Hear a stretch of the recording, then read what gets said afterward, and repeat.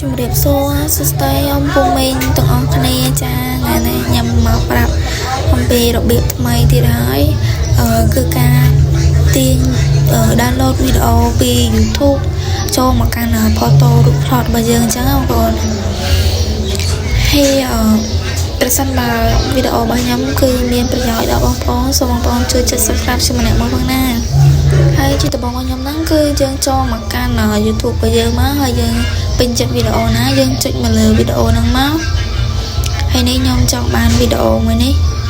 ខ្ញុំចុចលើវាហើយបងប្អូនចុចកន្លែងនេះកន្លែងព្រួយ share នេះ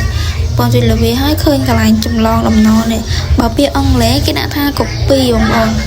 ចូលបងប្អូនចុចលើវាហ្នឹងមកហើយយើងបាន copy ហើយបន្តមកទៀតបងប្អូនទុកវីដេអូហ្នឹងមក like សិនបងប្អូនចូលមកកាន់ Google របស់យើងមកដើម្បីយើង download វីដេអូដែលយើងបាន copy មកហ្នឹងមកចូលក្នុង report របស់យើងហើយបងប្អូនចុច Google ហើយបងប្អូនចុចបងប្អូនវាយពាក្យថា save from net បងប្អូនវាយតាមខ្ញុំហ្នឹងមកបងប្អូនធ្វើតាមខ្ញុំមកខ្ញុំនេះខ្ញុំបង្ហាញយឺតជូនបងប្អូនកុំឲ្យវាលឿនពេកឬក៏នេះពេកកុំឲ្យបងប្អូនតាមអត់តាន់អញ្ចឹងហើយខ្ញុំដាក់យឺតទេ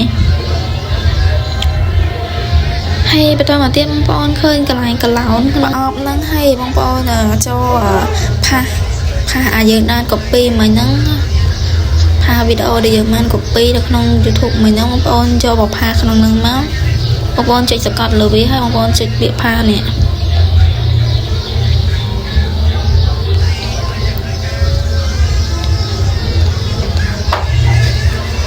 ហើយបន្តមកទៀតបងប្អូនបានឃើញវីដេអូដែលខ្ញុំបាន copy link មិញណាវីដេអូនៅក្នុង YouTube យើងមិញហ្នឹងបងប្អូនចូលមកកាន់នេះកន្លែងនេះបងប្អូនអាចជ្រើសរើសបានអាហ្នឹងខ្ញុំមិនសូវដឹងប៉ុន្មានទេតែបងប្អូនជ្រើសរើសនេះ MP4 720បងប្អូនយកឡើងមកហើយបងប្អូនចុចកន្លែង download នេះមកកន្លែង Q ខ្ញុំឆ្អល់ប្រាប់ហ្នឹងបងប្អូនចុចលើវាមកហើយថងកន្លែងនេះគឺវាមានពាណិជ្ជកម្ម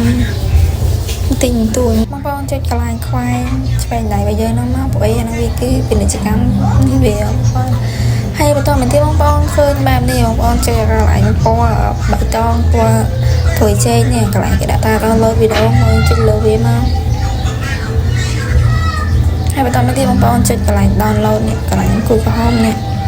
មានន័យថាវីដេអូហ្នឹងយើងអាច download បានហើយបងប្អូនរងចាំវាពេញសិនមកហើយបន្តមកទៀតបងប្អូនឃើញកន្លែងគេដាក់ open ហ្នឹងបងប្អូនចុចបើកវាមកហើយបងប្អូននឹងឃើញវីដេអូដែលយើងបាន download ហ្នឹងហើយឯងនេះអញ្ចឹងបើបងប្អូនពេញចិត្តនៅវីដេអូណាបងប្អូនអាចយកមក download ក្នុងនេះខ្ញុំតាមដែលខ្ញុំប្រាប់មកបានបងប្អូនហើយចំពោះវីដេអូរបស់ខ្ញុំគឺមានតែប៉ុណ្្នឹងដែរអរគុណបងប្អូនដែលបានទស្សនាដល់ចប់ជួយ subscribe សម្រាប់អ្នកមើលផងណាចាអរគុណ